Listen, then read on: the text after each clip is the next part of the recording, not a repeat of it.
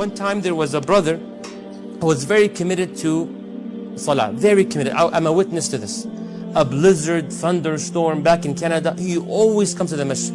Wonderful brother, mashallah. I would drive sometimes, see him on the sidewalk, I'll go pick him up.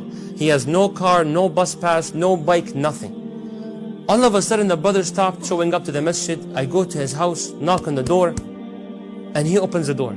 I say, Assalamu alaikum. Then he curses. He's like, what he mentions, do you want? I'm really confused.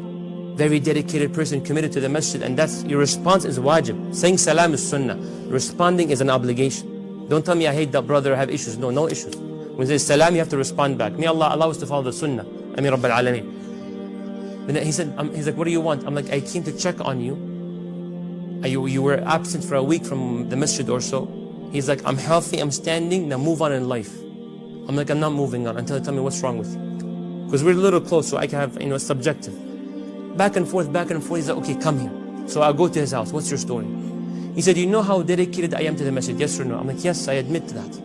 He's like, I come to the masjid regardless of the weather, I have no bike, I walk every single time. I'm like, Allah's my witness, yes, I do believe that, and I personally pick you up, yes, I know. But what's the problem? Why you stopped coming to the masjid? What's wrong with your attitude? He said, I've been coming to the masjid for the past 9 months, making all kinds of different dua. All kinds of different dua. This dua, this dua, that dua, that dua, this dua. Not a single one of them was accepted. Why should I worship him?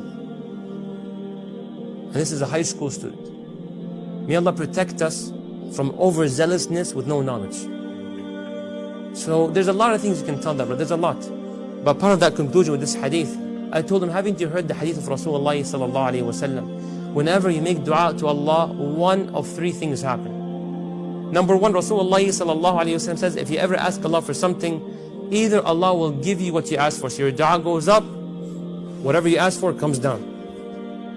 Or number 2, Allah al-Hakim, the all-wise, knows whatever you ask for is not good for you. So your dua goes up, but no blessing goes down, but your dua goes up and blocks a hardship or a calamity that was about to fall upon you.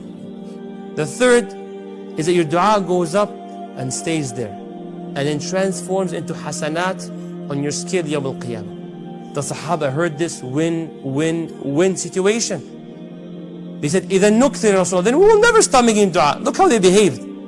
If that's the case, they know for a fact Allah will respond, but how, I don't know. But you know Allah will respond to it. Did the Prophet say, shame on you, don't have the attitude of always making dua? No. He said, Allahu Akthar, Allah is more generous. Yes, you should have this attitude, always make dua. Now the question, which one of the 3 is best?